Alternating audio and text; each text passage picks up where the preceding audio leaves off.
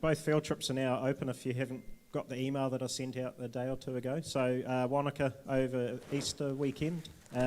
Was supposed to be Warbirds over Wanaka for the air show, but obviously that's now been cancelled.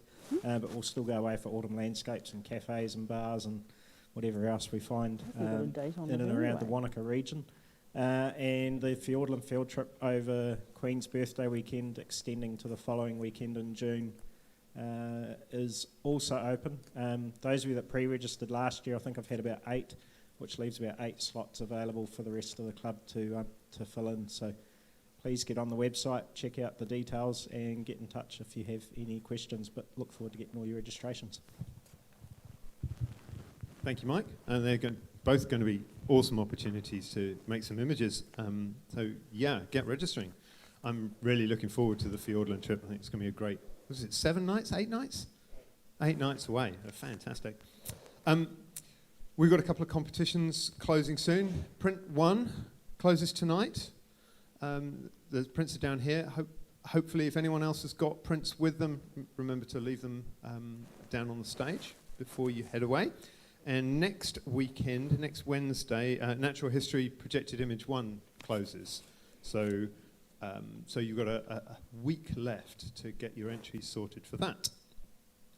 Also, the PSNZ National Exhibition is now open for entries. It's a digital-only event this year, no prints. So that's, I think, 4 open and 4 natural history or nature images are eligible for submission into that. Anyone in the country can enter that. You don't even have to be a member of a photography club, so get your friends to enter. Canon Online, which is a PSNZ only competition, closes on the 25th of Feb. Have we got many entries yet, Paul? Excellent, so I'm going to put my entry in quick, so that'll help my odds. And the PSNZ Honours submissions close on the 28th of February. Hands up, anyone who's applying for Honours this year? Ooh, could be a quiet year for CPS. Well, if you do change your mind, you've got 2.5 weeks to put a set together. Good luck. And then there are those who are not telling us they're yes, well, that's a fair point, Ron. That's all my notices. Anyone got any other notices that I need to mention? Or that they would like to mention? No? Excellent. Well, in that case, I'd like to introduce Ian to the stage to introduce our speakers tonight. Thank you, James.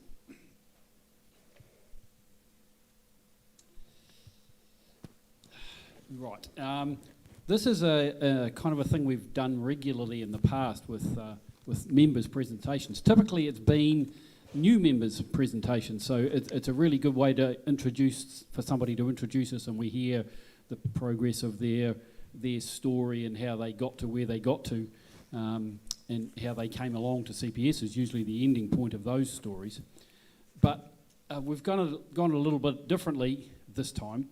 CPS as a club, if you compare us to many other clubs in New Zealand, we're very sort of competition-centric. We do lots of competitions, and they're a really good way to grow, basically. It's a learning thing for us. Lots of other clubs get kind of put off and think we're just mad and do nothing but competitions. But competitions grow really good, strong photographers. So consequently, lots of people who are actively moving through and expanding their sort of growth phase of photography are really keen to be active in lots of competitions. But sometimes that changes over a while. People get their way through the system and they've been around for quite a while, and their names don't appear on the competition entry forms as often as they have done in the past. Competition is actually another thing that competition achieves. It's a really good a way to give you an audience and give you a reason to produce work. So sometimes throughout competition or photographers' development, they'll drift off to other audiences and other ways of doing things and just kind of drift away from competition. A couple of notable exceptions really have to be mentioned here. It's absolutely astonishing that Ron and Newell keep getting their names on competition trophies forever and ever and ever and ever and ever. We're looking tonight at a few people who have had their names on trophies, have been up here before, but have drifted away for any number of reasons. The world gets busy, somebody nominates you for a job on a convention organising committee or something like that, or the next thing they've got your arm twisted up your back and you're on another committee and you haven't got time to get anywhere near a camera. That's the sort of thing that happens and has happened to a number of people here. So what we're doing tonight is we're going back and talking to a few previous members whose names are known but whose work is not seen as regularly as it has been in the past, and we're going to have a look at what work they have thought that has been part of their development, what's happened along their story. So it's still a story development kind of thing, but it's looking in a different direction. So tonight we're introducing Barbara Burry, Anne Bastion, Phil Schroeder, John Suckling, and I'm going to finish it off because that's the only chance I'll get to speak, says he being up here again and again. Anyway, what we're going to do, ladies first, so Barbara will start. We're going to have a presentation from each of these people, followed by a few questions, and then we'll hand it on and go round again. So first up, Barbara Burry.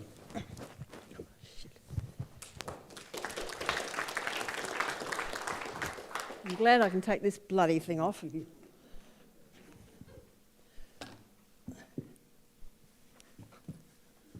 Okay. Yeah, I need everything. I've got short-term memory loss. Right. Well, that's me. Was that me too? Okay, there's my introduction. Most of my early images were centred around St James Station. My husband was very good friends with Jim Stevenson, who was the owner of St James. I'm from Australia, you've probably worked that out, you probably know it already. And I came over to New Zealand in 1984 when the immovable object, me, gave into the irresistible force, a great Kiwi. So I came over here and I got married, and we used to travel up to St James Station every couple of years. And the first time we went was just a few months after we were married, and I had a Canon AE1. I had 3 rolls of black and white film in it, and we spent a week up there. And that started me on my journey of my APS-NZ and doing other photos like that. I didn't process them myself. I had them done in Christchurch, and the first thing that I did, you can have a look at these afterwards, but these are all the original prints that I took originally, black and white and colour, and had them bound into a subtle book.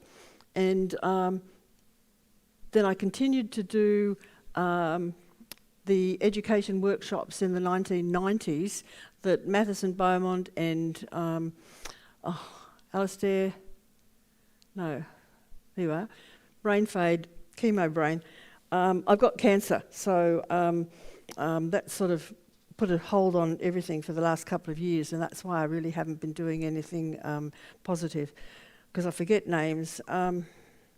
Lindsay McLeod was the other great black and white worker, and they did week workshops at continuing education at the University of Canterbury, and I went to a number of those, and I showed this book to one of the people there who was actually on the no, he wasn't on the honours board at that stage, and he said, you should do your associateship with images that are in here. Start with this one and end with this one. And so that took me on a journey of going up to St James Station every couple of years and making more photos, black and white, film. My husband actually built me my own darkroom because we were doing extensions in our house. So at that stage I was processing and printing my own images and developing them. And of course that was hard work too, because there was some contaminant in the water in Hanma, and I couldn't really use the Hanma water to do my developing, so I had to get distilled water or water from Christchurch and take it up to Hanma. So it was quite a job. And it took me all of the 1990s really. I didn't join CPS until 2001 because, of course, living in Hanma, you've got to travel down to Christchurch for it. And Hugh said, well, if you join CPS before you finished your associateship development, you're not going to finish it. So he was quite right. So it took me a couple of years to put it together, and I put it in, I got it in 2001. I got my licensureship with a series of slides in 1999, I think. And the associateship, I put it in, I got it, and I haven't been back in the dark room since 2001, since I got my associateship. It's all been digital, so all my black and white since then, and I still love black and white, it's my favourite, have been done on digital and converted to black and white. What I've done over the years is the images that I've taken when I've gone up to St James, I've made some blurb books and put them on Gmail, and of course they've changed all of that, so all of the stuff that was on my Gmail account has disappeared. But fortunately, I've got the hard copy, I've got my associateship set in the back, and I was very lucky and very fortunate. Ian has photographed some of these, so if they're a bit wonky, you can blame Ian, because he took the photographs and then straightened them up and stretched them and did all those things. So I've got two of the books in my associateship set is in these books as well, and I'll leave them up there and you can flick through them yourself and have a look. Right, that's about it, I think, isn't it? Is that enough for the introduction? Tell you where I'm coming from, why I'm not doing it now, because, well, I've lost the enthusiasm. I've got side effects of all my treatments and things, and I'm just sleeping a lot. So I suppose the body needs it. Okay, right, turn it on. Is that the turn on one? Is it? Can you hear me without the microphone? No? Is that better? You want me to shout? Actually, I'm not going to be doing a lot of talking. It's going to be the images that talk for themselves. Where is the microphone?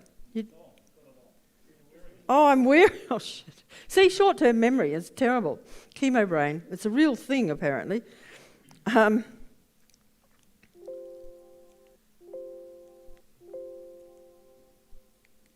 There. Okay. Are the lights all right? Can you see it okay? Okay.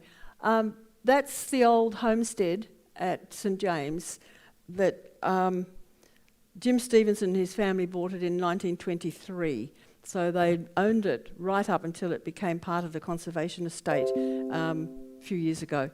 And that was the old dwelling in which I took all of the images. Oh, God. Right, that's my associateship set. No, I haven't got a pointer, have I? Anyway, the first one is a horseshoe, then there's the stove, then there's saddles, the dagging shears, wheels, the stove. Actually, that stove's amazing. Every time you go up there, it's still there. It's still in the old homestead, and you can see the steps. I'll go over here. I'm not connected, am I?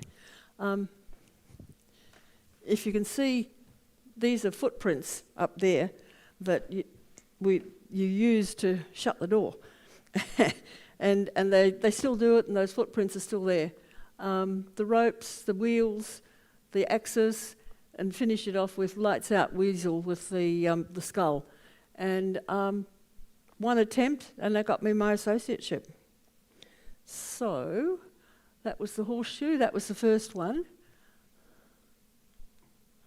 Those are magnificent, those saddles. I've taken lots more images and turned them to sepia, had them in black and white, but they're highly, highly polished, and they're absolutely beautiful. It's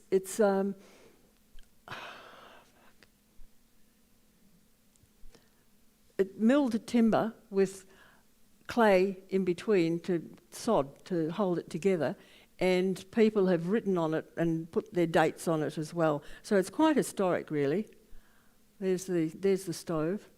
So if you've got the fire going, you want to open it, you use your foot. You've been walking in soot, and it's just brilliant. Lights out weasel, that's the end. And back to the homestead again. Okay,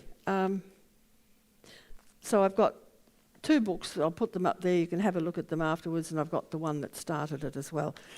Now that 2006 was I think it was either a CPS or a PSNZ workshop at Whaariki sand dunes, and everybody takes the photos of the rocks and the water and slow and the rest. So is Newell here tonight? Yep. You are? Okay. You were on my right-hand side, if you remember, and someone else was on the left-hand side, and I was looking straight ahead. I think you were looking to the right, and that was the photo I got as the light just came through on the ripples, and the holy stones are behind us. So we've got our backs to the water. Do you remember that, Newell? Not well. What's that? Not very well, but I have great as well. Yeah. So that image, we're a big club in those days. This is 2006 when I entered that into the exhibition. We had the exhibition, the end-of-year function at Addington Raceway. So you can imagine the number of people that went there. Do you remember that, you old-timers?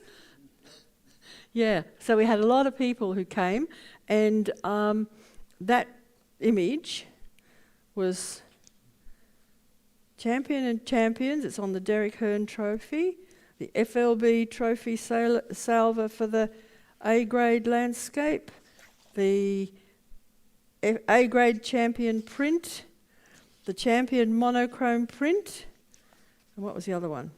So actually, and we were trying to keep fit, and that was, and I also got a colour print one. We walked. We got a townhouse just near Burry Avenue, and we were exercise mad. So we walked all the way to the Addington Raceway, and of course I handled all these big silverware and trophies and things. So how was I going to get them home? But somebody gave us, You should have got an Uber. yeah, they didn't have them in those days, but we got a lift, so that was fine. So that was quite exciting, and so I've got all of the certificates. Now, what's next? Oh, so that's one of the images. That was the one I put on the card, the cover of the booklet. That's Jim Stevenson going home. That's just up in the over the hill from Hanmer on St James Station, and I took 2 images with my Canon AE1 on colour film that was rather flat. This is highly oversaturated, but it was processed by the guys at Ken's Cameras, and they did whatever they had to do. In those days, we do it ourselves now, but they did it for me, and it's a magic image, I think. And so I've used it as the cover for the blurb books that I did, and I did 2, a hard copy one and a soft copy one. Right, now there's a couple of AVs. Showing some of my blurry shit. Which was actually, and they're in the order that you need to show them. I did a number of workshops with Sally Mason, and in the early days she said, move the camera. So I didn't know it was called ICM in those days. It was just move the camera, and you move it slowly left or right or up and down. Yeah. Oh well, this is Africa. Yeah, it doesn't matter. I'll talk about it afterwards.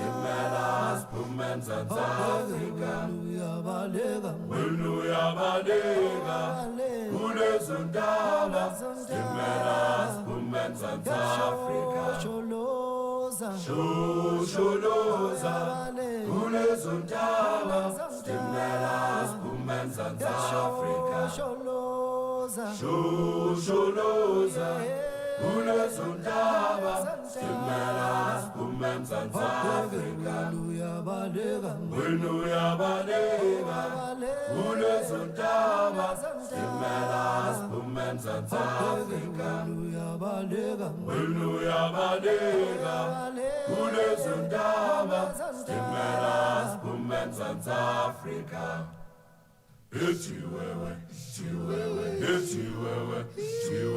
heti wewe, sishovi ngonovane. Heti wewe, heti wewe, heti wewe, sishovi ngonovane. Heti wewe, heti wewe, heti wewe, sishovi ngonovane. Hot air balloon trip.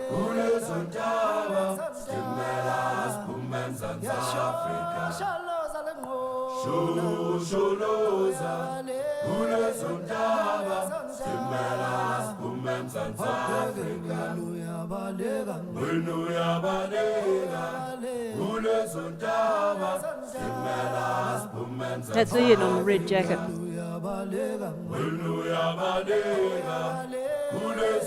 This is the dead flag.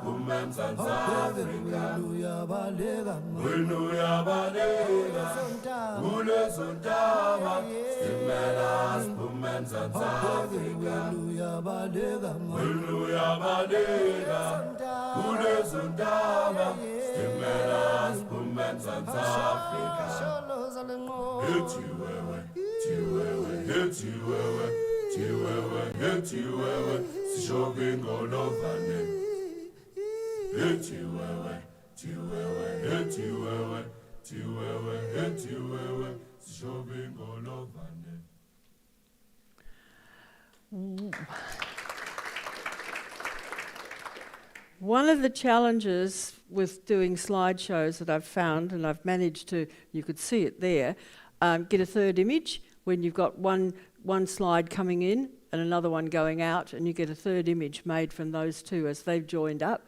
And that was one of the challenges that I found there.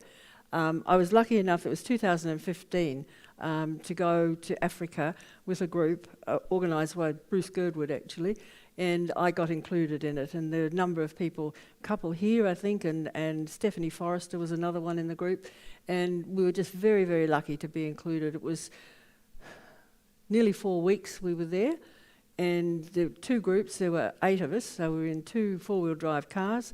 It wasn't the cheapest one, and we did it in luxury, not like Joe and Peter. They did it in the hard way, but we did it the easy way, and it was great. It was probably the best holiday I've ever had. I got my Kiwi Saver and took the money out of that, and that paid for my trip. So that was great. Okay, Nature's Art is the next one.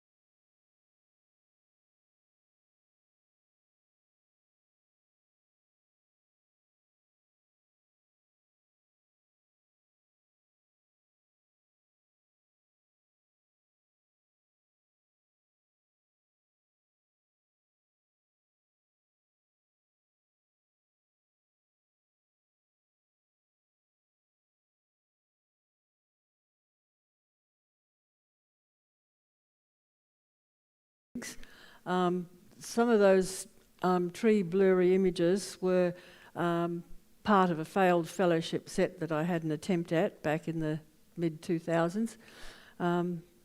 They've done well in competitions, but as a set of images for the fellowship, they didn't do that well, and there were a few others. So anyway, that's it. That's my story, or part of it. I've got a whole wardrobe full of prints, and I've got external hard drives. I won't tell you how many thousands of images, and that's it.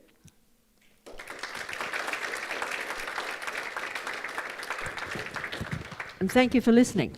Questions, Now, anyone? Questions? Can you tell them about the breakfast we had and where they landed that balloon? Oh, well, they set up tables in the middle of the desert with white tablecloths and champagne, and had people serving us, and there was champagne, and what did we have? Oh, we were just there all morning, wasn't it? It was amazing. I didn't Yeah. think he had that control over a balloon, but he put it down about 100 yards away from the... Yeah, from where it was, so that whole, all those images were taken from the balloon. I don't think any of them were from the flights that we did. They were all from the balloon. But you can get such amazing pictures, the abstracts. I mean, you've all done it, I'm sure. But it's to try and get, well, I just tried to get abstracts that were interesting. That's cool. Thank you, Barbara. It seems to me that the images are either in your backyard with all that stuff from St James, and the Blurries are in just down the road, or they're the other side of the world. So That's right. one extreme or the other. Okay, now how do I get all this stuff off? Just push the button first. Cool. Yep.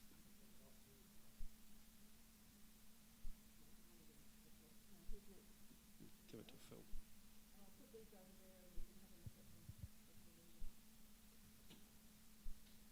Thank you again.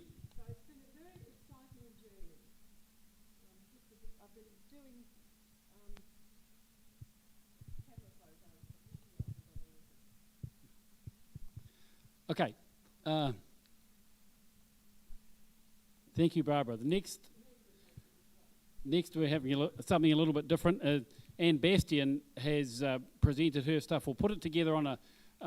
It's turned into an MP4 sort of video file, but it's done as a presentation. I had a sneak preview of it the other day when she sent it to me to put it through this thing, and it's you're in for a treat. Anne's not going to stand up, but she's happy to talk about details about it and any questions afterwards. So the next presentation from Anne Bastion.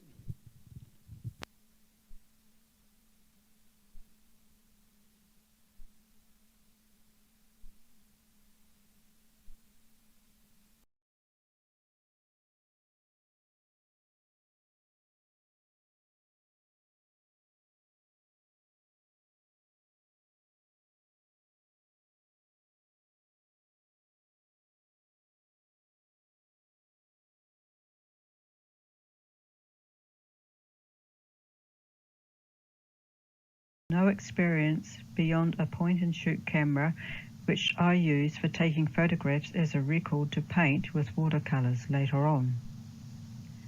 I came with no knowledge of f-stops or depth of field or anything remotely like that.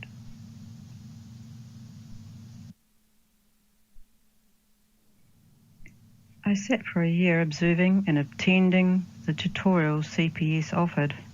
I watched the monthly critique given by the judges, and finally I was encouraged to enter my first image for judging.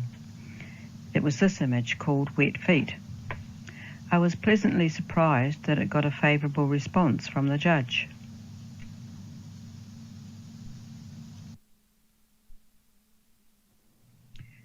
Gradually I became more confident in my choice of apertures, etc., and began creating images that spoke to me, little aspects of things that caught my eye, hence my love of macro.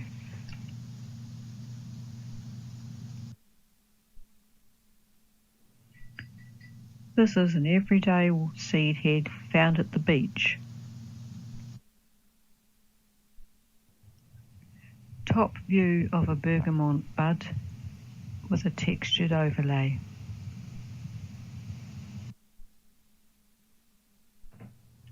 a stand of poppies with some post-processing.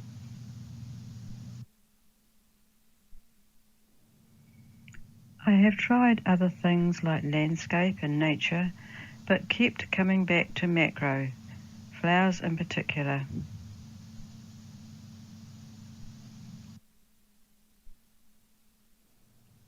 Lake Tekapo in the late afternoon. Hay harvesting in South Canterbury.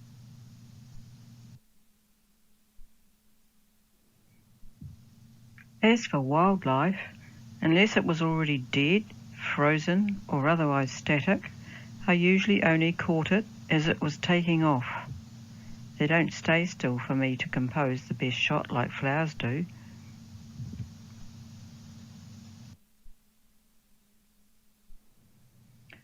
I was encouraged to try for my licentiate and was successful. This gave me even more confidence in my photography.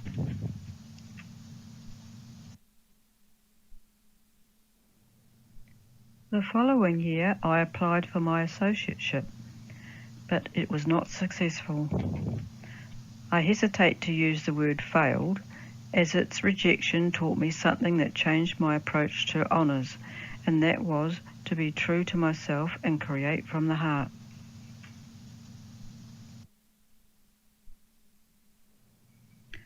I tried again with a completely new concept. I had long carried an idea of creating square tiles with my photos and tried to replicate that look in my matting. My images were of flowers, leaves and seeds at the end of their life. I saw a celebration of life perpetuating itself in the seed for regeneration. The set came from within, not gathered to a formula. It was successful.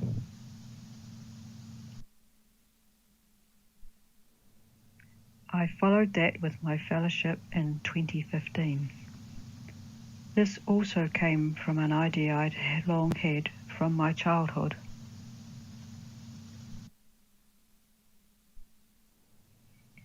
My set was called Flora Botanicals.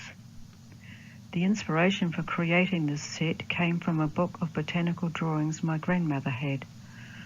I wanted to create with my camera what the artist had created with his paints, presenting plants and the parts of plants, crucial to their existence, such as the roots to gather the food, the buds that produce the flowers, which in turn hold the seeds for their survival.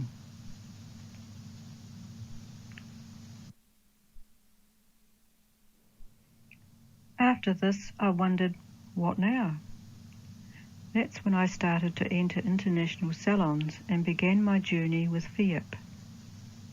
I won't go into the process of entering international salons in this presentation, but if you want to know more, contact me or ask others in the club that compete internationally. I'm sure they'll be prepared to discuss this with you.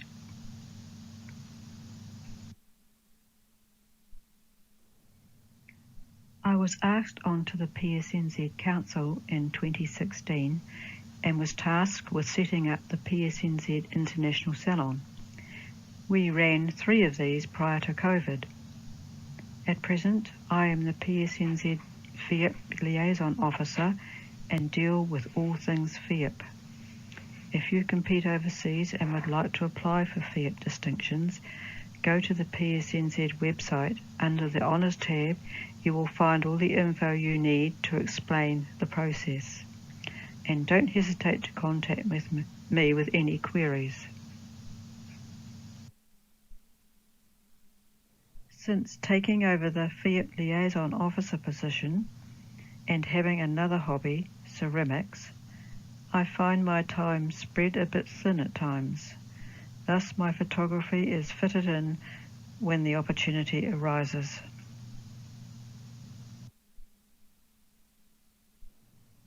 These are not still life shots, merely a record shot for my records. Most of my images have been taken with a macro 90mm lens, or a Lens Baby Sweet 50.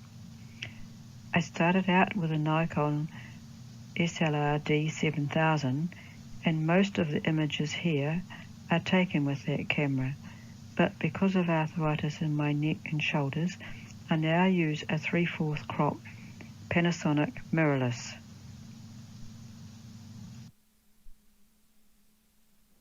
I have recently acquired a new Lens Baby lens and feel excited about creating some soft focus images again.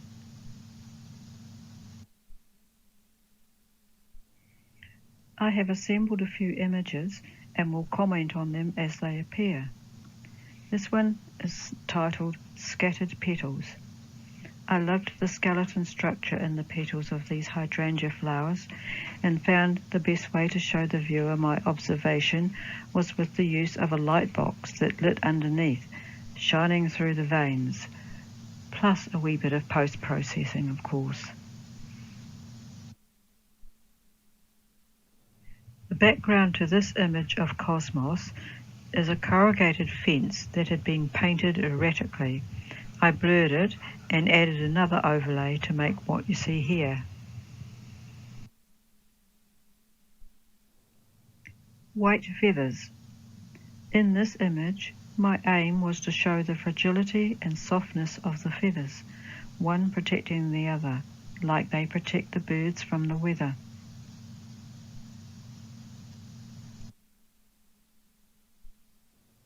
Honesty seeds. I was captivated by the paper-like quality of these seed pods and wanted to show there are 3 layers to each pod of seeds.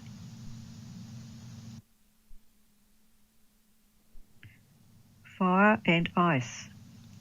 This is one of my first multiple images created in camera. It was a combination of 3 images, the first one being the lichen-covered rock, the second one the daisies, and the third one was a water reflection.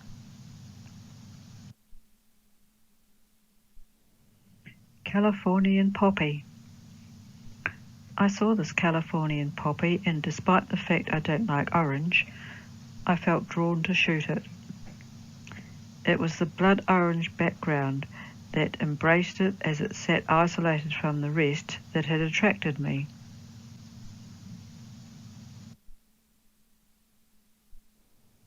Tipsy. I have a fondness for stripes, and I like creating still life with them.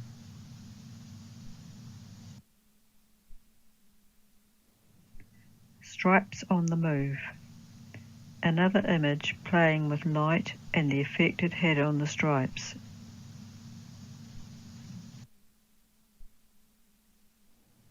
Quiet Morn. Another in-camera multiple, but this time taking the same scene but moving slightly between shots.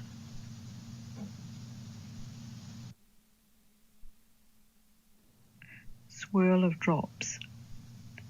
Taken in the botanical gardens after the rain. Dahlia Dream. I deliberately chose to change the brightly coloured dahlia to black and white so I could show the formation and lines of the petals without the colour overpowering the senses.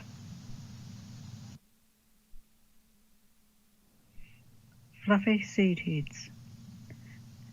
Another deliberate choice to convert to black and white. It draws attention to the silhouette and lines without the distraction of colour. I've titled this Tired of Waiting. I took this in Italy. I was passing by this fashion shop when I spied the scene. Obviously he got tired of waiting for his wife to make her purchase and nodded off. I like this one because it tells a story.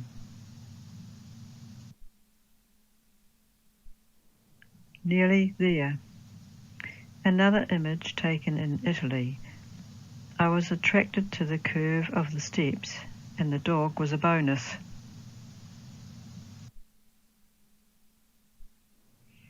Venice.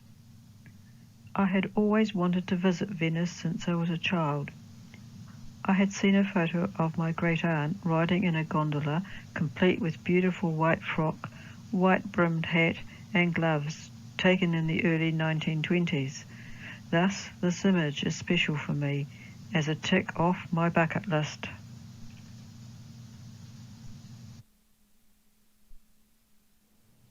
Girls chatting.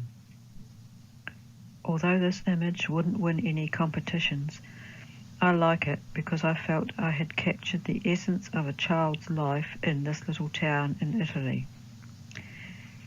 There were no local parks or grassed areas, so the children interacted in the square.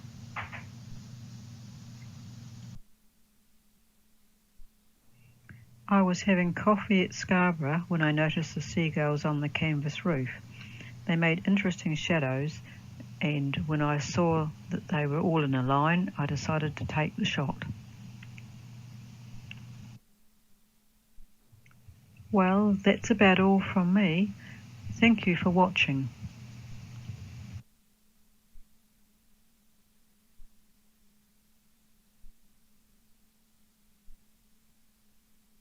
Questions for her while she's here? Go and grab her afterwards then. Okay, the next one is Phil.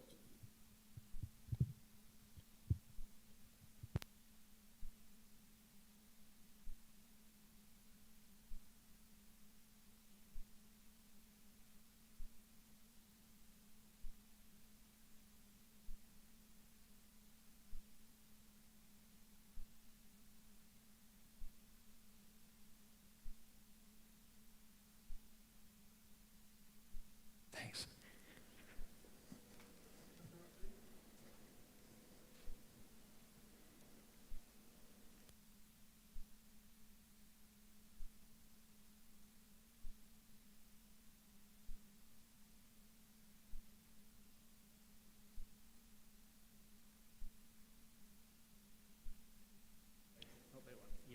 All right. Now we're going. Now I'll be a bit quieter. So I'll blow your eardrums to bits. Just a really short bit from me tonight. I thought that what I'd do is I'd give you a little bit of history in terms of how I came here and so forth. And it was probably through the ill-fated lecture that one Newell Greenfield gave when I was a younger fella that taught me about landscape photography, and I've used that lecture that he first gave me ever since when I've ever talked about landscape myself and the principles that he talked about at the time.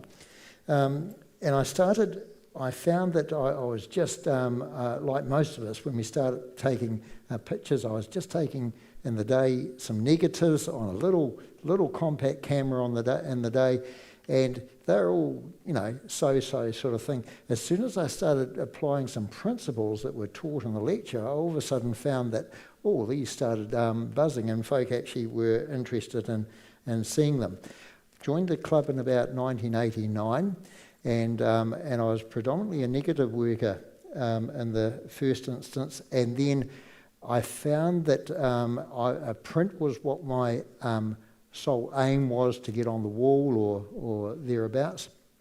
And so I found, though, that if you started taking slides, you could actually compete in both projected images, which were slides in the day, and or I could actually Cibachrome those prints, which gave them a longer lasting ability. I could sell the Cibachrome prints because I had every confidence they'd last probably a little longer than I would. And that was quite a positive thing if you're selling a print. You don't really want it fading on somebody's wall and attributing that awful author to that work, sort of thing. So I started using slides, and then in the year 2000, I happened upon digital cameras.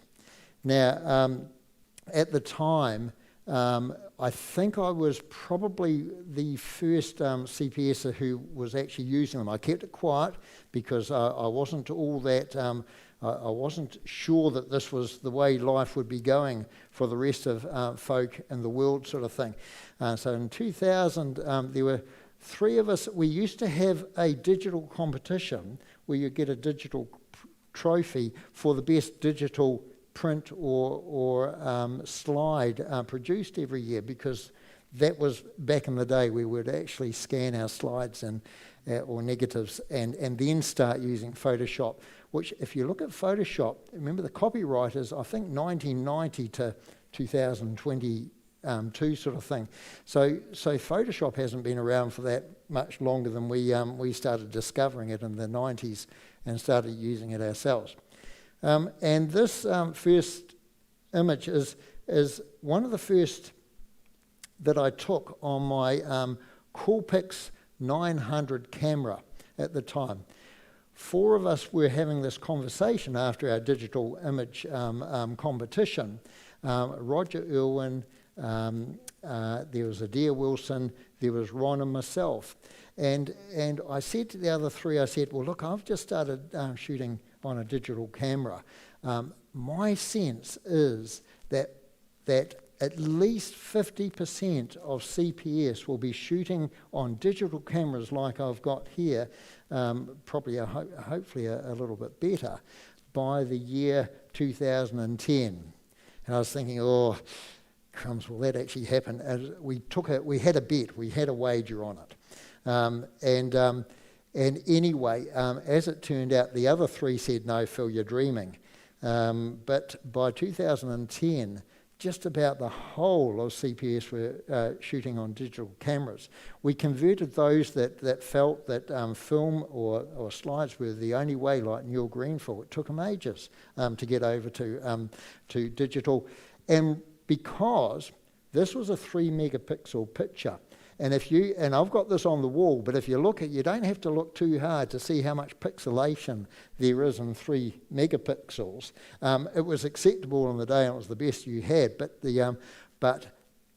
all of a sudden things got better.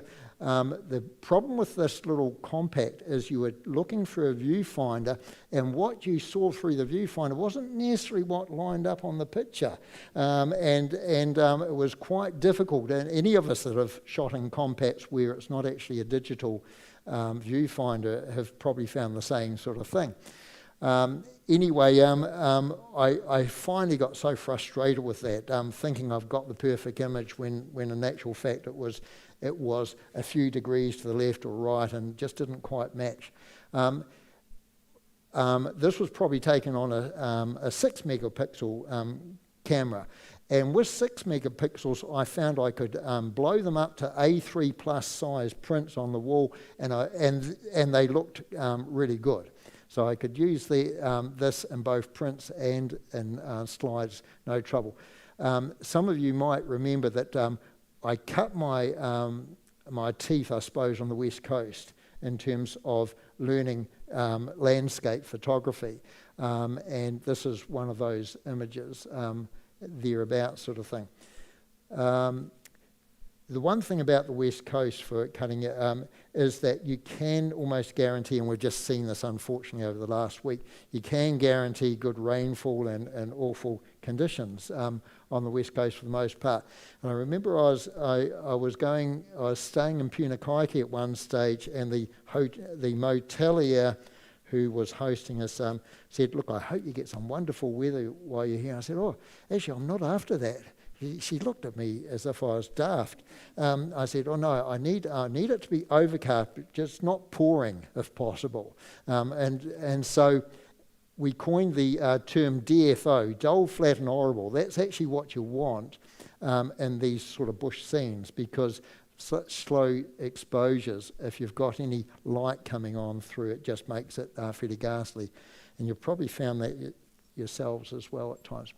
Right, so that's how I cut my teeth. Now, just going forward, I also found that in actual fact, what the camera was giving me on occasions and what I thought I'd taken just seemed to be at odds at times.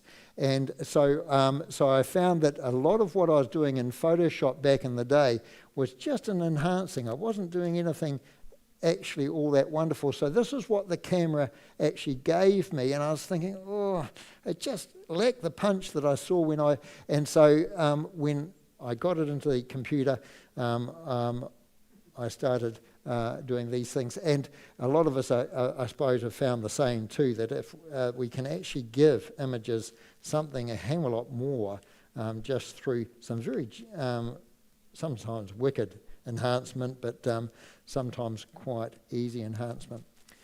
I found another lesson I found along the way was that composition is all important, and we know that that using the thirds is a good sort of compositional target or artful way of doing things, but sometimes things just are right if they're right in the centre as well. And I also found that with when it came to compositions, I love diagonal lines and things that will take you into the background as well.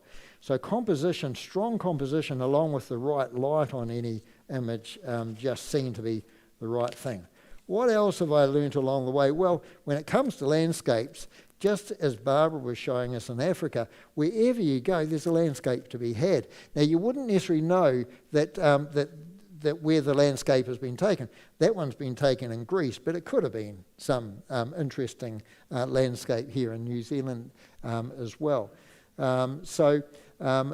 But going and travelling is still, a wonderful thing, and you don't always have to take landscapes. You can take what you like. And then the other lesson I found is that sometimes the vastness of the landscape is there's just too much there to hold our attention for a long time. So I coined the term of just having a micro landscape, and or a lot of us would talk about it as being macro, but it wasn't that macro. So the likes of getting almost abstract work from a small part, and sometimes leaving folk guessing as to what you're taking. And then rather than up in a hot air balloon, I just got really close to my subject and took abstracts that way as well. But similar sort of principle. Next lesson, which is more recent lesson is that whenever we're out and about, it's jolly handy to have a photographic device on you, and most of us have them wherever we go now, because that one was taken on a 1-inch sensor camera, I think. Yeah, I think that's right. This is on my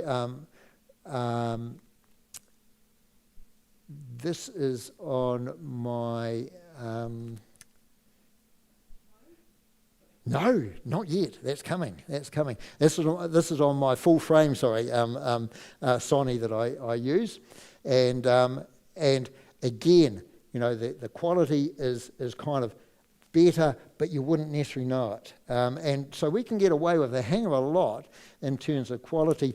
The phone one, here we go, there's the phone in the same spot. Well, you know that is just burned out and a bit crazy.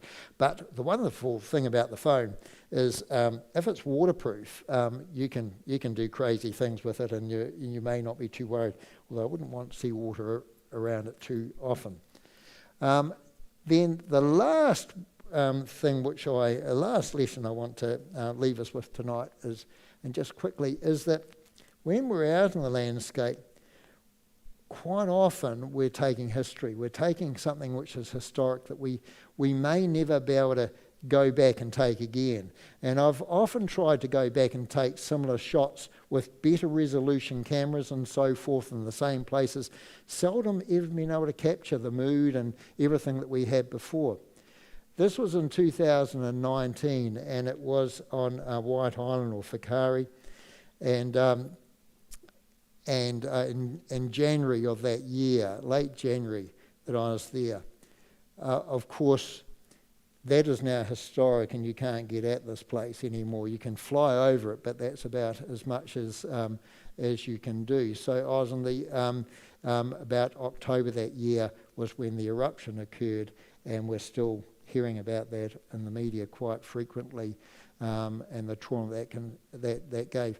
The arid nature of this landscape, I just can't think of anything worse than being involved on that day and being burnt, and actually, how do I put it? It would not be an instant death. which would be just awful. But the landscape is just startling, and we had 90 minutes here. You're getting a bit choked up with the with some of the sulphur, the acidic nature of the air at the time, and so they didn't like folk being around too much longer, or else they'd have to medevac them out or something. So but even losing that, my sense for thermal areas and volcanic activity still goes on. I love around the Rotorua district or anywhere that New Zealand can give us, and that's my final image for tonight, which is in a well-known part of some of the Rotorua parks there. But lovely sorts of abstracts that those sorts of areas give. Always wonder though, when you're going somewhere, you may never be back that place again, or you may not be able to take what you did in the past again. And that will do it from me, I think. Thank you.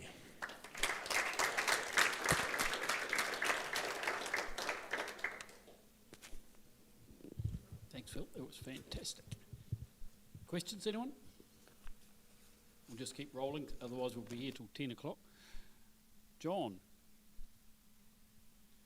Suckling's done lots of presentations in the recent past, and lots of the pictures he's shown you have been used to illustrate things in his talks, and they've illustrated them really well. I've asked him this time to show us a little bit about what's helped him develop in the way he sees and the way he's gone about getting those pictures. So these are going to be images that make John sing.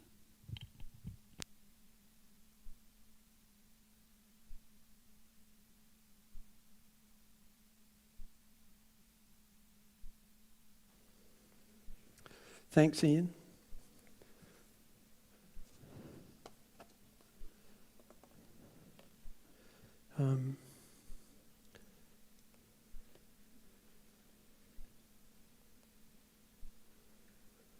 I'll just set this up here and then you can talk among yourself.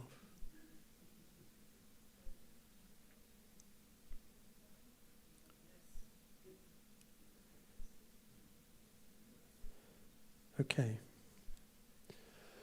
So Ian's already explained that he put a constraint on me, why I photograph the way I do, and in less than 10 minutes.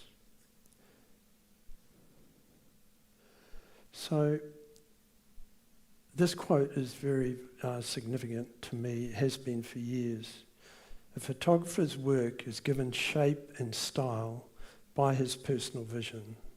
It is not simply technique, but the way he looks at life and the world around him. And it was Pete Turner. Nowadays you'd say it's how we look at life and how we look at the world around us. So I Googled Pete because I was familiar with his work. And if we can, thank you. And as you can see, the way he looks at life is very, very obvious, isn't it? Vivid colour and graphic form. Wait a minute, I've got a pointer somewhere. You can see that the colour dominates, but the form is also strong. Sorry. Okay.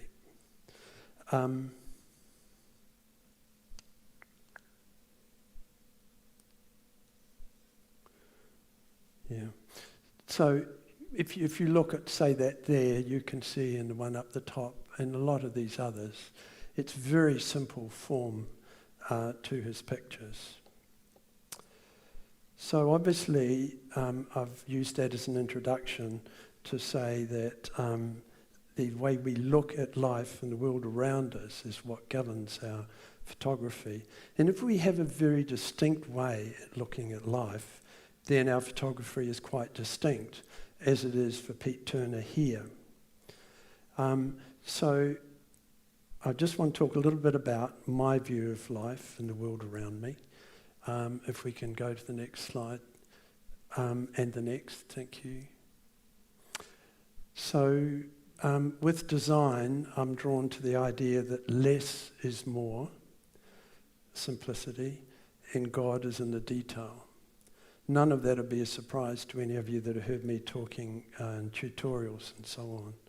But this is something that's been with me. Well, first of all, I should explain, simplicity obviously is, everyone will understand that. But God is in the detail. I take these are quotes from Mies van der Rohe, the famous architect. For me, the God is in the detail is that if I am minimizing things by less is more, by simplifying, then the detail that's left has to be very, very critical. So I have to be aware of what detail I'm going to take out to make less is more, and what I'm going to leave to make the appropriate point that I want to make. So the next slide. And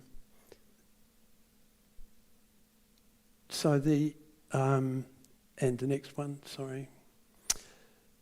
The important thing, though, if you have an approach of less is more, is that you have to make sure that you've not getting very clinical in what you're doing.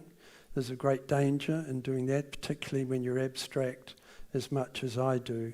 So I'm not sure how you pronounce it. It's a German guy, Dieter Rams. He was the product manager for Braun when Braun first started in the early days, who did incredible designs of home appliances and things like that. So I just love this and keep reminding myself when I'm working with an image, limit everything to the essential, but do not remove the poetry. So I'm going to use the word poetry as a short way of talking about the story, emotion, and things like that in what I do. So the next. I'm 79, and so I'm an old codger, and I joined CPS later in life. It was in my 60s, and due to a lifetime of interest in design, a purely amateur one, it meant that I brought that idea and view of life that Pete Turner talked about to my photography. But at first, I didn't understand the link between those. So I'm going to talk about 3 images. I think most of you will have seen them before. But just to give you an idea of how I sort of stumbled into the sort of images that people now describe as a John Suckling image. So the next slide, thank you. So the story here is, this was just after I joined CPS, and my wife and I live in Sumner, and my wife and I were driving home from visiting friends, and as we went around the foreshore to go up, and I live up on the hill, my wife said, "You realise that moon there is the biggest moon of the year?" And I said, "Oh, is that right?" And as I drove up the hill, I thought, I'm going to go back down with my camera and tripod. And so I took 2 or 3 photos, probably more, but I would have deleted them. But the one that I liked the most when I got home, in fact, when I saw it in the back of the camera, was this shot. And I obviously didn't like the bit in the middle here, because this was too far from here. And so if we look at the next image, I took a chunk out. But otherwise, it's right out of the camera. So the point I'm making is that I stumbled on an image that fitted what I saw in the world generally, of simplicity and a strong, bold statement. So there's no confusion about what this is about. There's no subtlety. I'm not saying that's a virtue, I'm just saying that's me. Because the interesting thing was, the next day, a friend of mine that lives in Sumner sent me emailed an image of that big moon rising behind Scarborough Hill. And if I'd known Mike White, I think he would have been somewhere photographing the moon, if he'd been around then. If I'd known him then, is what I mean. He would have taken a photograph of that moon being really big, because that's the view of people who understand that sort of thing. For me, the big moon meant there was a lot of light. And so that lot of light meant I could come up with an image like this. The next one, and the next. Thank you. Now, you've all seen this before, but this was just a few months later, and I've put this in here because, again, this is almost exactly out of the camera, except for the black over on the far side. But Phil was talking about when Photoshop was around. For me, it was when Lightroom arrived, because I found Photoshop a pain in the butt. I'd rather try and get it in the camera if I could, but you can't abstract as much in the camera. So that first image was, except for the bit I cut out, was directly from the camera. This one was largely straight from the camera because it was a very overcast day and the water under the bridge was almost black. It was sort of charcoal colour. And I opened it in Lightroom. I'd only been using it a matter of weeks, and realised that they had a slider that if I took the shadow slider to the left, a whole lot of darkish parts of the photograph became black. And I said, gee, this is getting exciting now. I'm getting more and more enthusiastic about my photography. So if we go to the next, yeah, thank you. And then a little bit later, CPS had an evening where we could practice doing twilight photography in the front of the art gallery. So lots of people were taking photographs of the building, others of the sculpture, and I thought, I have to get the two of them together somehow or other. So I played around with doing that, not necessarily worrying whether it was vertical or at an angle or whatever. And I got, I haven't shifted the part of the building at the bottom or the bit of the sculpture, but what I did, of course, was use that shadow slider. Had to go into Photoshop and tweak it a little bit more. But so now I realised I could also do something totally abstract, and if someone doesn't live in Christchurch, they wouldn't have a clue what it was, and I would challenge them to either like it or not like it. The next one is was also in the art gallery, and so those three were formative within about 18 months of joining CPS, and I hadn't tried to do creative or fine art photography until I joined CPS. The reason for joining was I wanted to be more artistic in my photography. So just to show a couple of others of similar photographs with a lot of dark background and so on, and then move on a bit. So this was, I was in the art gallery because it was wet outside, and I decided with a friend that we wanted to try and capture a few images. What interested me when I looked down from the top was the tops of the chairs. I could see the light, you can see the black rug underneath, and it was just catching those all around that table, and those were almost symmetrical. This one here, about the same distance, but this much further out because the guy's sitting there.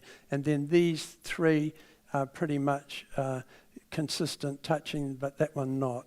And so that's the sort of detail that intrigues me, which goes over the top of a lot of other people, but it's what gives me a lot of excitement. The problem with this one is, of course, once I got it in the camera, was that the colour of the oak or whatever it is table dominated too much. So next one, thanks. So I made it black and white, which won't surprise you. And then I looked at it and I thought, this is a wee bit too much emphasis for me in the less is more mould on the person. So next slide, please. I added some more black. So it's taken, you feel as if you're further away from the subject matter and a little bit more distant, and you look at it more as a pattern and so on, but you still see the concentration of that that person there. So the poetry for me is that pattern around the rectangle within a square, the pattern of those brochures that are on the screen there, and of course someone deep in thought. You can just see the fingers of his hand on his head, as if, which symbolises thinking. His pen's poised over the paper, and you can see the glasses have been taken off so that he can concentrate. So that met the criteria of the way I view life, of less is more, but a bit of God in the detail. So the next one, just to show that I'm not genre defined by my genre. I am drawn, of course, to man-made things, because there's quirky things that you can find there. But I do occasionally take landscapes, and this one is an example. I wasn't very interested in rocks. What I was interested in is in the waterfall and what it was doing. So in true less is more approach, if we could have the next slide, thank you. So for the poetry here for me was the falling water, not the, if you could just go back a minute, sorry. You can see the flax up in the left-hand corner is showing, I could have dodged and burnt that, but the rock, of course, is in a much lighter colour and dominates. Thank you if we go back here. So what interested me is, of course, the strong verticals here, and we all know that vertical lines are very powerful. They're one of the strongest things you can have in an image. And it suits, of course, the portrait rather than landscape format. But what really interested me when I was looking at it was how the water was bouncing up here and just had that lovely sort of halo over the stone, and then spurted out over here, and the remaining water was coming in from behind. And in the print you can see here some big drips coming down, almost look like icicles. So for me, the less is more was saying that look at how that water's behaving. And it's also, there's an element in my personality that I don't like following the crowd. And so I thought not too many people will have taken that image. So that gave me a little bit of satisfaction. We need every bit, don't we? Okay, who's been to Skye, the Isle of Skye? What was the reaction when you went to the Isle of Skye? Besides that? We had to pay for the bridge in 2 pieces. It was just a unique landscape. Yeah, all this negative stuff, Ron, over here. Gosh, they pay all this money to grizzle. It was a really positive place to be at. I was so overwhelmed with the place. Loved being engrossed in the sky for 2 or 3 days. If I said vastness, does that ring a bell with everybody that was there? That was the emotion that I had. Just a vast landscape, but not, well, part of it has huge mountains, but a lot of it not. And so if we can have the next one. And in the quaintness of people who clearly love the landscape, but put a house in there that stands out a mile rather than blending in. Yeah, thank you. So next one, thanks. So for me, I wanted to get that feeling of vastness, and I felt the colour meant that you then thought too much about the actual place, and I wanted to abstract it. So I made it black and white. I used heavy grain so that it's to a degree a graduation of tones going up to the top. You could see the part of an island over there sticking in, which points across, and as you can see, that just by sheer luck, probably because of currents, the water was just a little bit lighter there. I didn't lighten it anymore. So I just felt looking at that, if we could go back to the previous one, thank you, and then back again, thanks. It just tells that story very, very vividly. The other one had the story, but this made it more vivid. And if I have a fault, it is that I want the viewer to see what I feel very strongly. So it's not very subtle in what I do. I'm not saying that's a virtue. I'm just saying that's how I do it. The next one, thanks. Okay, so not everything that I do is high contrast and black background. So the next. So this one I managed to get a light colour background, but it still is high contrast, I agree. So this image, as you can see, fits my idea of the way I look at life, of seeing graphic things. And I just loved those lines, the shadows that were created with the steps, and where the steps tapered off to nothing. And so I waited briefly. Jan was wanting to go across what's the bridge, the newish bridge they've got across over to the Tate Modern. And I said, can we just wait a little bit longer? And eventually I got this shot. The original doesn't have the top part, that was intentional. I just loved the concept of, what I call it is a meet-up question mark. And the question is, for me, was this person, the male here, where all these things are leading to his feet, actually meeting up with this female here that was walking this way, slightly in that direction. And I'm not going to tell you what happened after. So I can actually get a light colour background sometimes. Next one, thanks. Snow, of course, gives you a light background. The trouble is I'm not a skier or a tramp or anything, because it's cold in snow. So this one I took right next to the car as I was driving to the family in Queenstown, and had been lucky that it had snowed the night before, but the roads had cleared. So for a softie like me, that worked. Of course, I didn't mean this to be in the final image, nor really that blue sky there. This was where the image was. Next, thanks. So that's what I did. And this time, because the story is clearly in those 3 lampposts there, here, but because the snow had stuck a bit to the posts, it meant that they weren't stark, boring black. They were a bit subtle. There was also these fence lines here and through there as well. You may not be able to see the smaller ones. And very convenient, that, and that. 3 of them stood out. If it had been 4, it would have been a problem. I might have had to clone one out or something. So my idea here, the poetry to me, was the arrangement of the verticals. The horizontal interfered with that a bit, but it gave it a context. So I softened off the mountains behind and got that image, which I'm very, very pleased with. No, not yet. There's an argument with my wife about changing one that's already up there, that is of Sumner. She said, but that's local. I said, but this would be nice.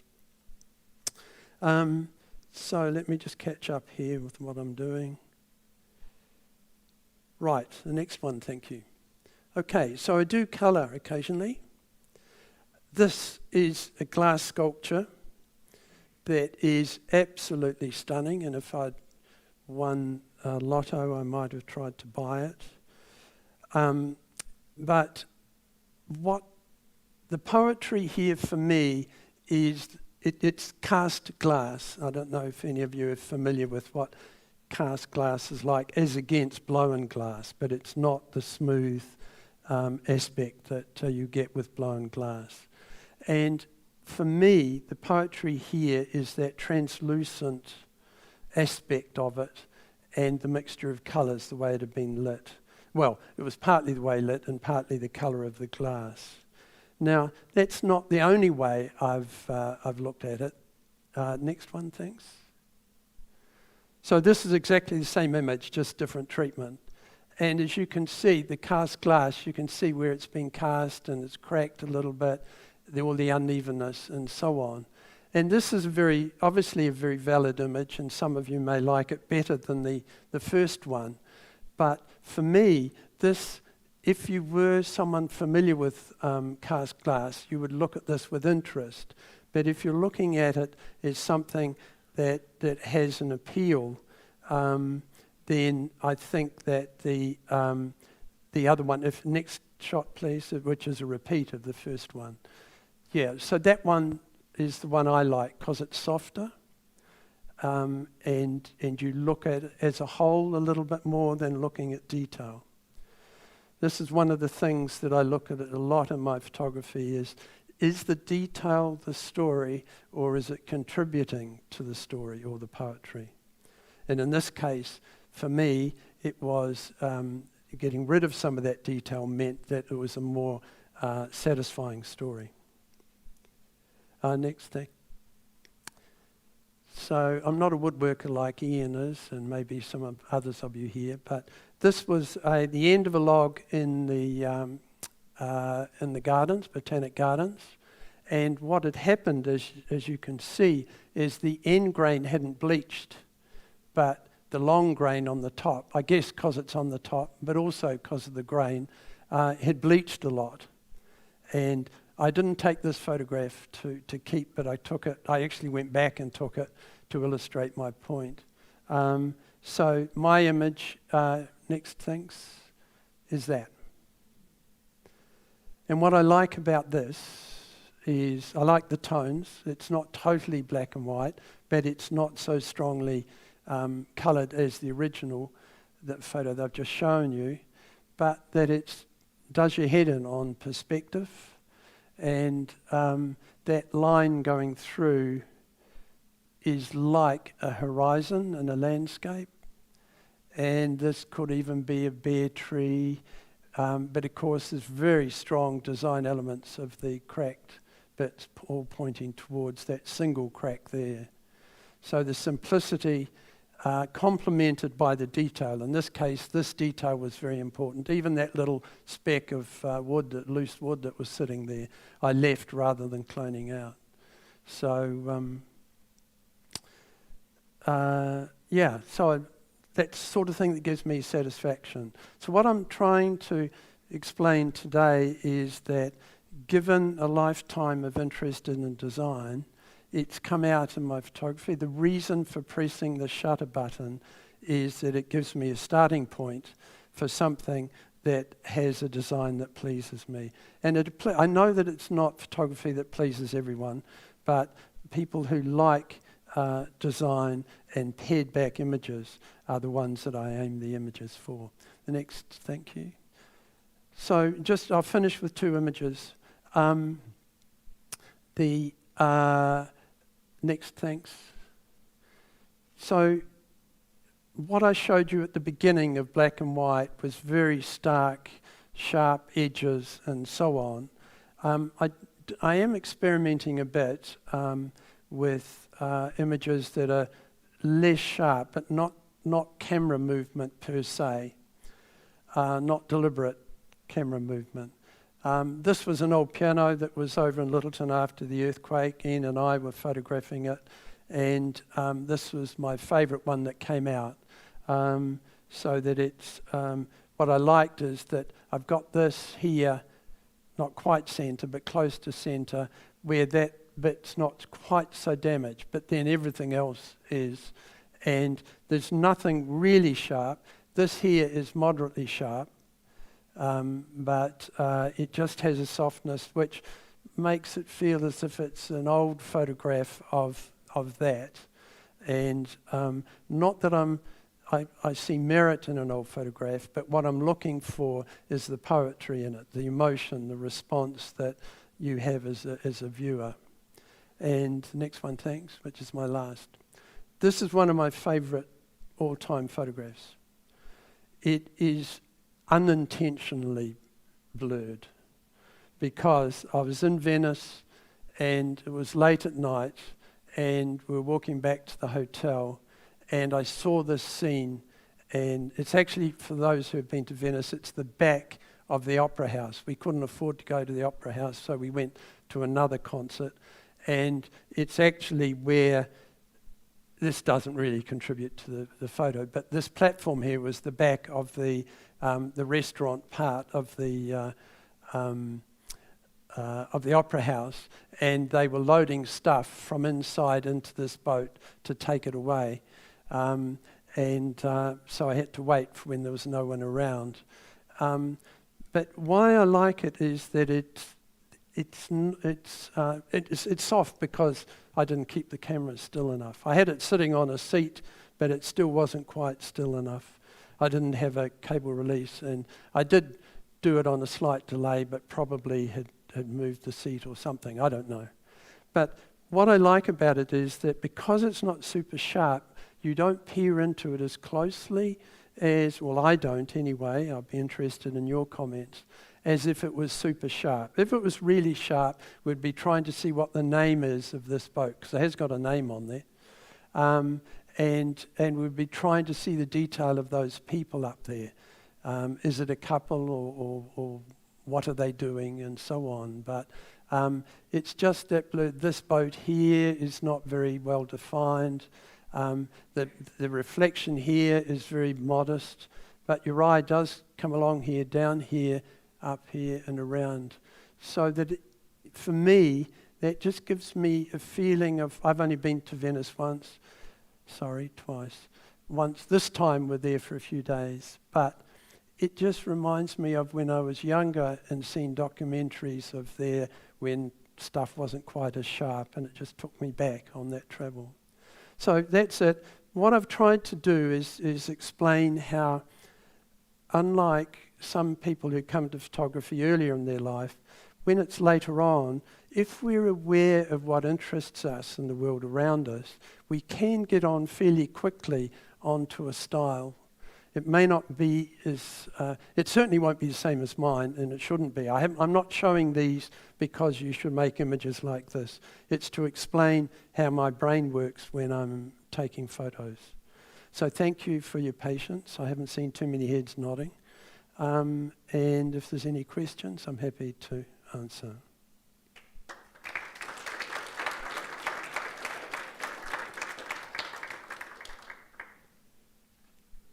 That was awesome, thanks John. When I put together this list, I was very much the reserve because I didn't know who was going to come and how it was going to happen. I'm conscious that it's 9:30. I reckon there could be more value in talking to the people who've presented it again other than hearing me, but I'll do it if you want me to, but it's 9:30. Does anybody want, what do we want to do? Yes, please. Yeah, do it. Okay. Do it. Do you want this, or you can use that? No, I was trying, it was a good...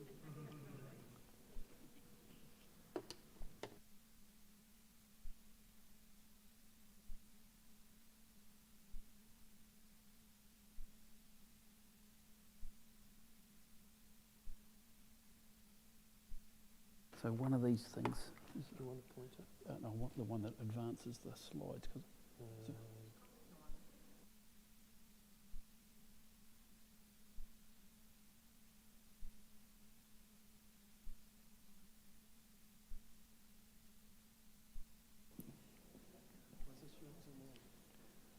It's mine. Okay. Photos by me. What I'm going to talk about here tonight is a little bit about how let's start with the general thing of where I got to in my development and how I started into this photography thing, and then where I sit at the moment and about how I put things together and essentially how it works for me. I have always believed that I was a digital photographer waiting for digital to catch up with me. I did have a 6 megapixel camera, was the first one I got, so I always think, looking back at, no, in fact it wasn't. It was a 3 megapixel that had a clever interpolation that made it 6, so it was probably only 3.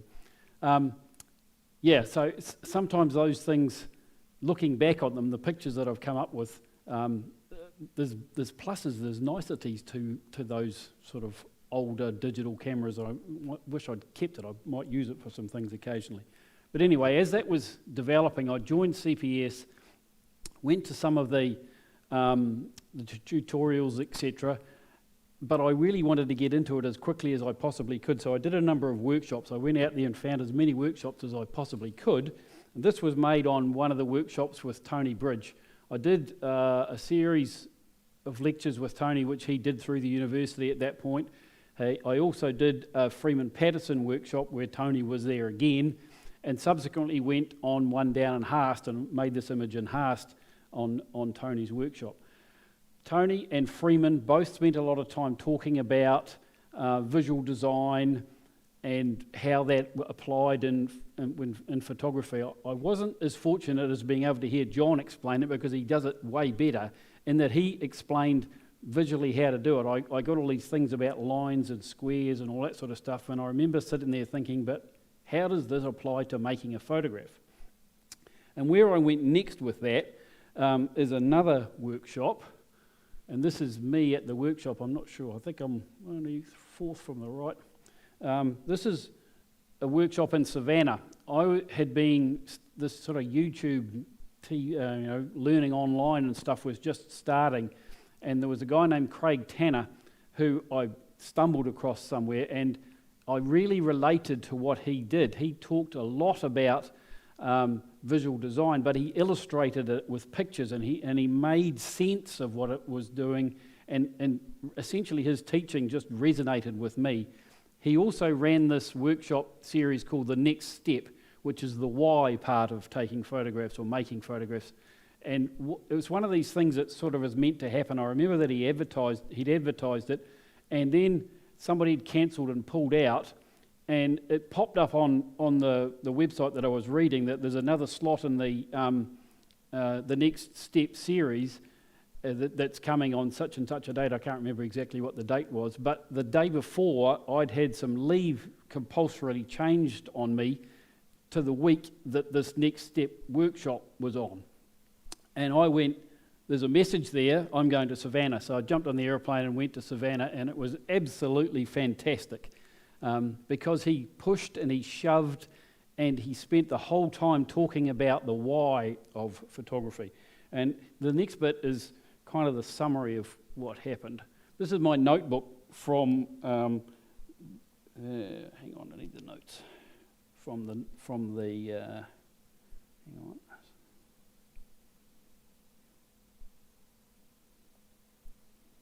Presenter mode.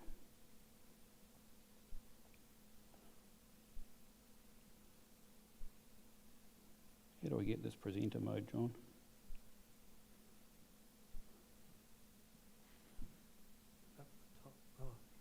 There, yeah. Presenter mode there. There we go. And if you just touch that, it'll take you to the next one. Okay, this is the bit I want. Okay, this is my notebook that I did at the time. And an interesting aside with the notebook, my writing is terrible, and I think you'll struggle to read it. My brother's writing is virtually identical, which is really intriguing that, that's what happens. However, he has an excuse. He's a doctor, so he's been trained to write like that. I just do it naturally, so...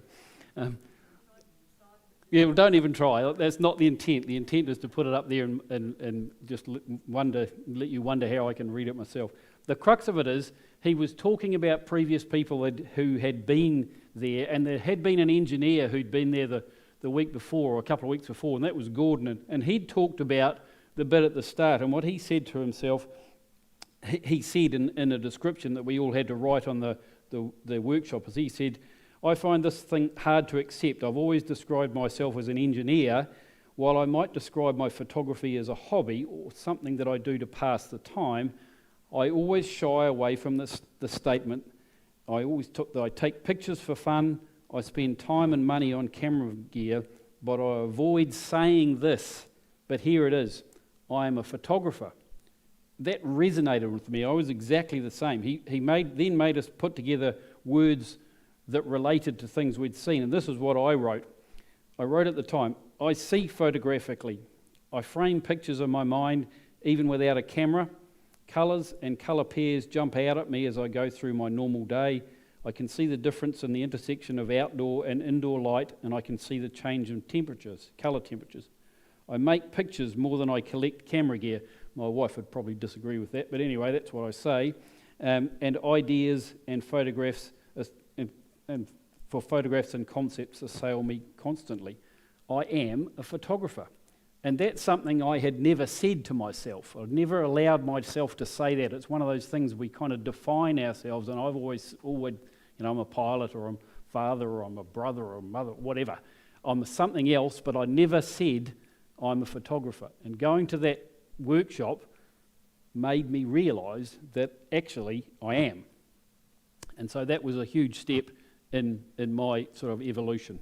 So I then started thinking, well, what am I going to try and do with this? How do I make this a little bit broader? How do I bring being a photographer into normal life? And it starts, as Ron did last week when he showed us some kind of family shots. I went and took photographs of my kids' sport, in this case, and my daughter rode horses. So I took horse photographs. I've got bajillions of horse photographs. I had to go along every Sunday morning or Saturday morning to the 3-day workshops where I'd bump into Phil as he's doing exactly the same thing. But photographing horses and kids on horses was an important part of it. So I tried to make that something more photographic. And I get more abstract with it. And this is a picture that I'm really happy with. Kendra's happy with it as well. This is an awesome old horse. And the image is not about the horse. I intentionally had his face out of focus. It's not about her, because all we can see is her feet. It's about the feeling and the control and the partnership and the power that's already in there. So that's what has worked for me, and that was really an important part of one of the things that I did as a photographer. I then tried to bring the I'm a photographer into going to work, and at the time I was flying on the 777 as a first officer and heading off to Southeast Asia quite a lot. So I ended up making photographs that I described as showing people what I saw overseas. So these are a bunch of guys playing mahjong, and that became a sort of a photographic project for me, or a body of work that I was developing in the streets of Asia. And this one did quite well in CPS competitions, and I think it was part of a winning Wiltshire Cup team, so we need to win that again in the projected images. This body of work got put together and became part of my associateship set. So those things kind of grow one upon another. This one is another image from the Streets of Asia set, and as you can see, this is how I presented it for my A set. I printed them on a map of Asia and sort of digitally made them sort of stand out like that, and that kind of worked for me, and I was really pleased with this. This is probably my favourite image of the set. And this image perfectly illustrates my photographic philosophy, in that the image here, for me, is all about the moment, and it's all about that girl reaching up and touching the bridge. I'd stood there and watched this interesting graphic shape underneath the bridge. I don't know if anybody's been there. It's on the entrance to an old harbour, so the harbour and the buildings underneath it are old Singapore, and they put a motorway right smack through the middle of it. So you've got this wondrous new architectural looking bridge that goes across the top, and this is a joining of the two worlds. And this is what was the moment that I saw and employed. It really worked for me. But this is what actually I was seeing. This is the raw image. Here it is. Oh, hang on. I need to push that button as well. It's too much. This is the image that I actually took when I pushed the button. And there's a whole bunch of other stuff going on there, the yellow and the green and the colours, and that idiot in the jeans who's completely in the wrong place. I don't think, for me, I even saw him. He's not what this photograph is about. He's in the way, and he's not the image that I'm trying to make. He's not my truth. My truth was I was watching these 5 young people as they walked all the way around. I stood there and they walked into my frame, and then the girl reaching up was the moment. And that guy is not my truth. So if I go back to the final image, back to that again, in the final image, he has to go. I don't just think it's okay to remove the guy from this situation. I think I'm obliged to remove him. He's not what I saw. He's not the truth that I was looking for at the time. And for me to express to you as viewers truthfully what I saw, he has to be gone.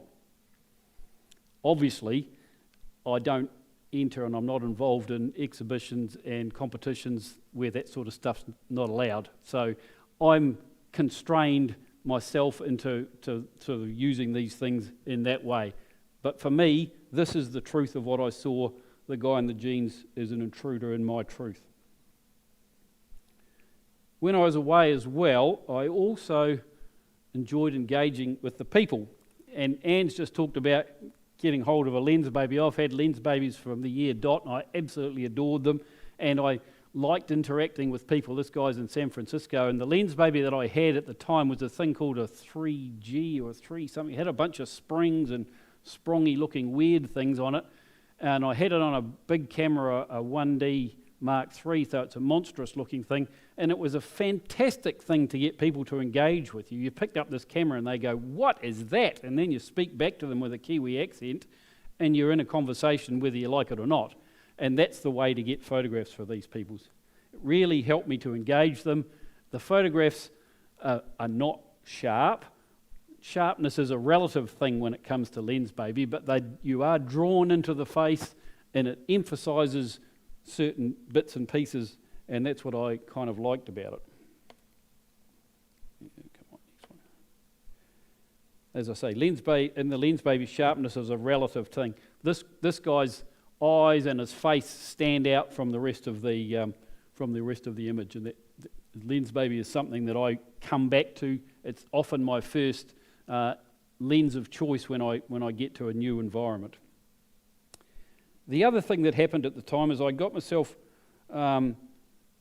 somewhat... Oh, I've got to push that button as well. This is a coordination exercise. I started down the track of photographing trees in the fog. I got drawn to trees by themselves and the character of the trees and how they related and how things varied and changed a lot.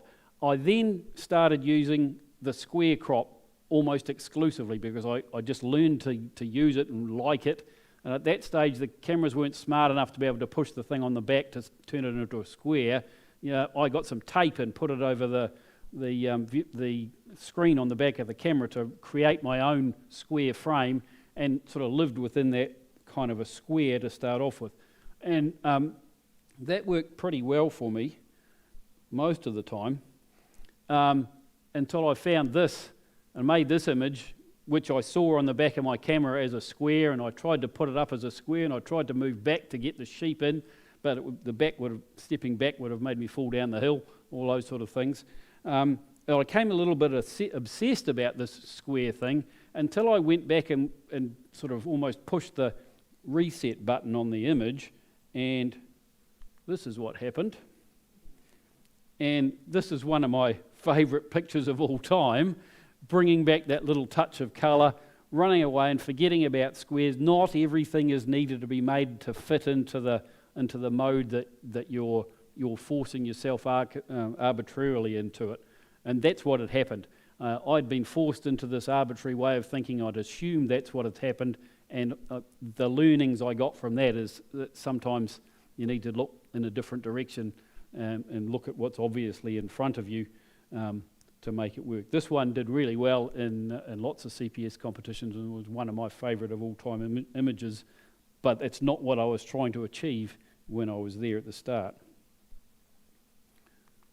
Another favourite of all time images that I also entered in competitions, I entered in 2 competitions at CPS and it got rejected both times, at which point I went, I don't care anymore because I still really love it. There's a story behind this one. I was down on an overnight in Dunedin. I had a coffee with Ferg Campbell, who was a CPS member that a few of us will remember, a big, bold guy, fantastic guy.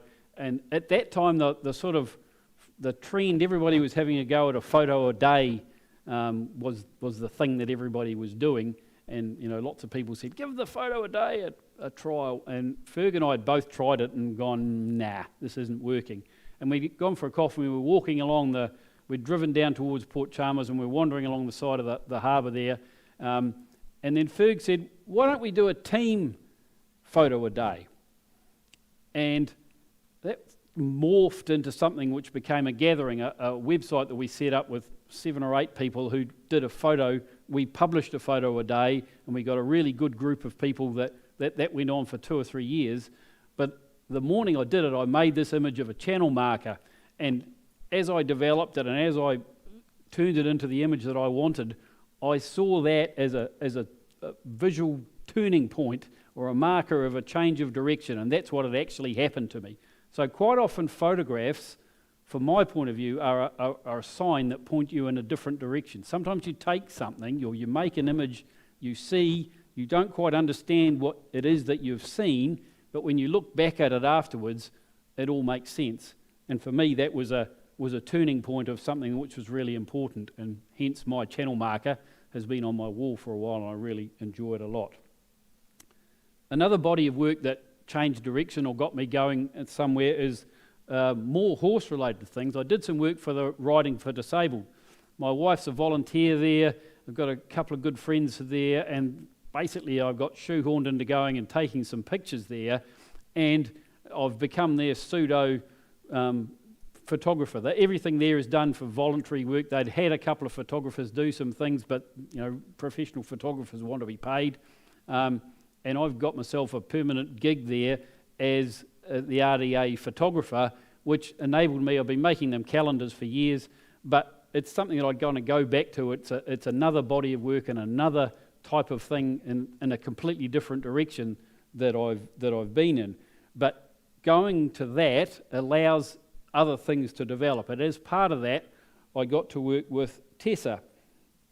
And the series of images I did with Tessa, or made with Tessa, came together and became my fellowship set, which was really fantastic, and I'm really happy with, and really worked well. So she's a little girl in the red jacket that pops up in a number of places and goes from the tentative, almost struggling to walk properly little girl to the one who can fly on the back of a horse, and that is the joy of RDA. And I'm really pleased to say that I think that my set of images worked really well in putting that together and showing it. Sometimes, again, things happen for a reason. Right, the next set of images is talking about textures, using textures. Lots of people, again, this is another thing that pops up a lot, and there's things you can see about how to throw textures on various places and add textures to develop your images as you saw fit. I had been playing with this technique as a sort of a learn how to do it thing, and kind of had found it fun, but I wasn't really sure why I was doing it until, and this was about a year after I had my bike accident when I was in hospital for ages and I was a bit of a mess.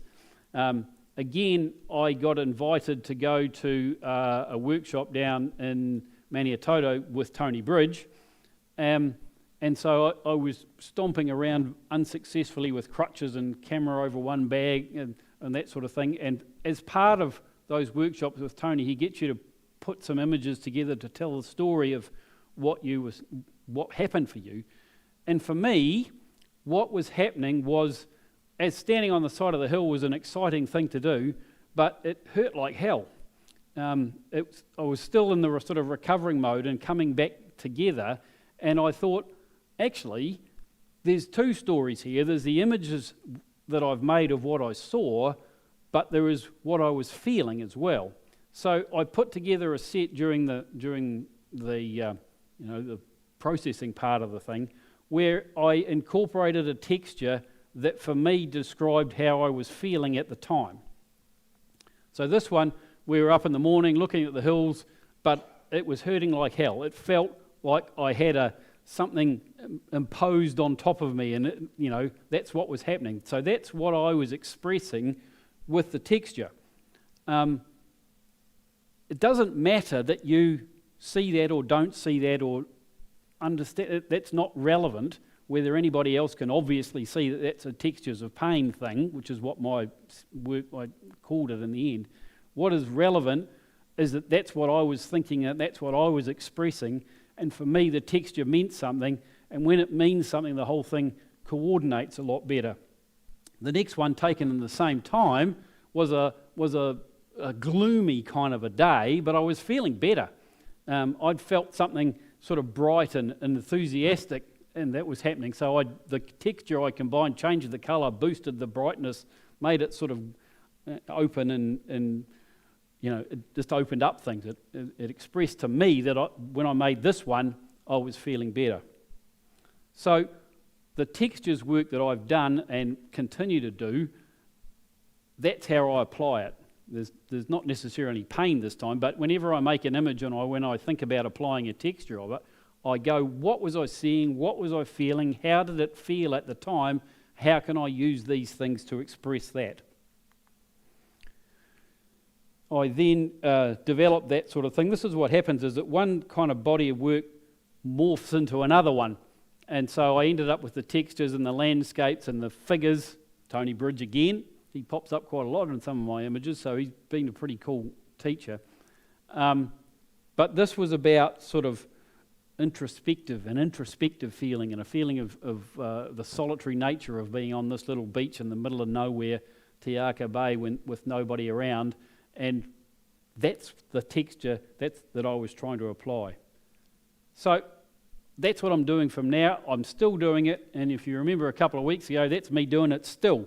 So that's exactly the same. That's where it's gone, and that's where it's developed. If you remember from the talk the other week or from last year, this one, when it comes to a print, is what I've added another layer to that texture thing, and the same thinking applies to that with the encaustic stuff by putting the wax and stuff on the image. So that's what's happened on that one.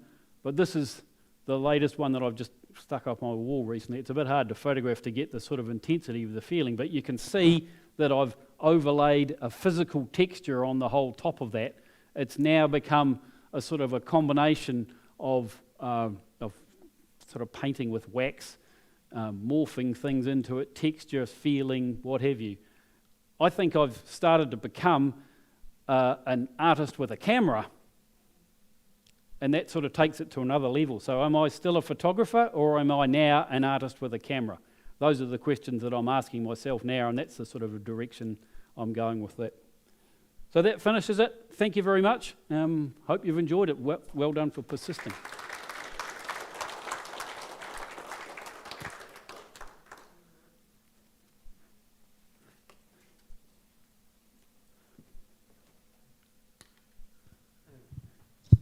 Thank you, Ian. And can I just get another round of applause for all of our speakers tonight? That was a fantastic evening. Thank you, Barbara, Anne, Phil, John Suckling, and Ian as well as a bonus extra. Just to give you a few brief moments to chat to anyone and ask any questions, I'm going to wrap up really quickly. Next week, we have a new members session at 7 o'clock. And then Craig Robertson going to be talking about a black and white landscape masterclass. So it's going to be an awesome evening next week. Thanks everyone who has made tonight happen. Thank you Wayne and Gordon on sound, and Gordon for helping out with the microphones there at the end. Thanks Alistair and Alan on projection. Thank you Kelvin for opening up, and JK on meet and greet, and Andrew for doing the live streaming. I'm James. Thank you for enjoying your evening. Hope you have fun. Drive home safely.